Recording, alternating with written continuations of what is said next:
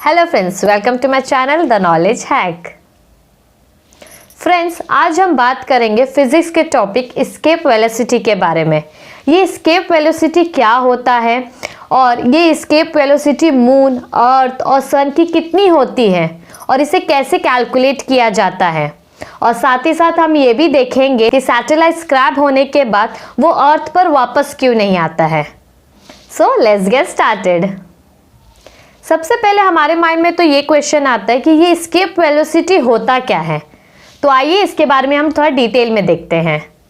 वो वेलोसिटी जो gravitational force का उस ऑब्जेक्ट पर कोई भी इफेक्ट ना हो और वो वस्तु वापस ना आए, उसे उस वस्तु की एस्केप वेलोसिटी कहते हैं। इसे हम एग्जाम्पल के थ्रू समझते हैं। जैसे हम एक पत्थर को ऊपर की ओर फेंकते हैं, वो एक ऊंचाई तक जाकर वापस नीचे आ जाता है। इसका रीज़न है ग्रेविटी फोर्स। जितनी ज़ोर से या जितना ज़्यादा वेलोसिटी के साथ हम पत्थर को ऊपर फेंकते हैं, वो पत्थर उतनी ही ज़्यादा ऊंचाई तक ऊपर जाके वापस नीचे आ जाता है।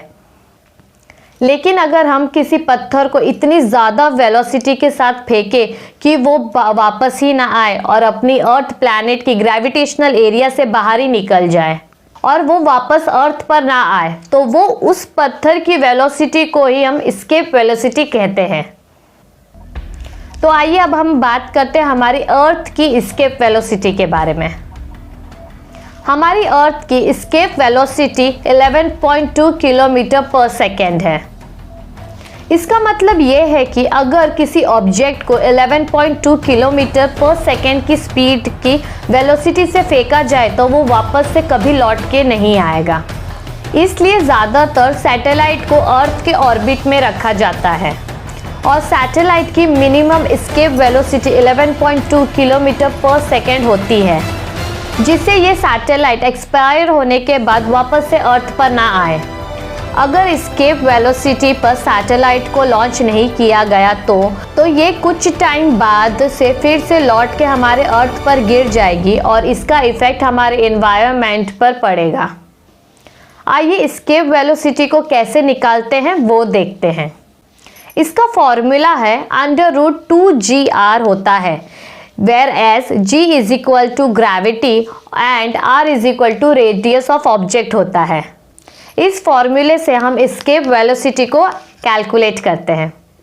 अब आगे हम बात करते हैं मून और सन की एस्केप वेलोसिटी के बारे में। मून की एस्केप वेलोसिटी को भी हम इसी फॉर्मूले से कैलकुलेट करते हैं, दैट इज √2gr। इसमें मून की ग्रेविटी अर्थ की ग्रेविटी से 1/6 टाइम लेते हैं एंड मून का रेडियस की वैल्यू 1.7 × 10⁻⁶ होता है।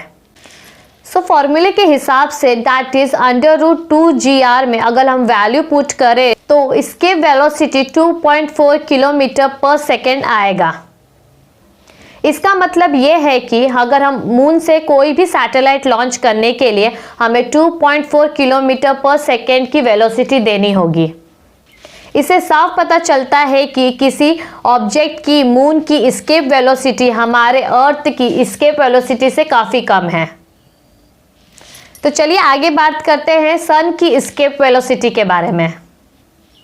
सन की भी एस्केप वेलोसिटी को भी हम √2gr के फॉर्मूले से ही कैलकुलेट करते हैं।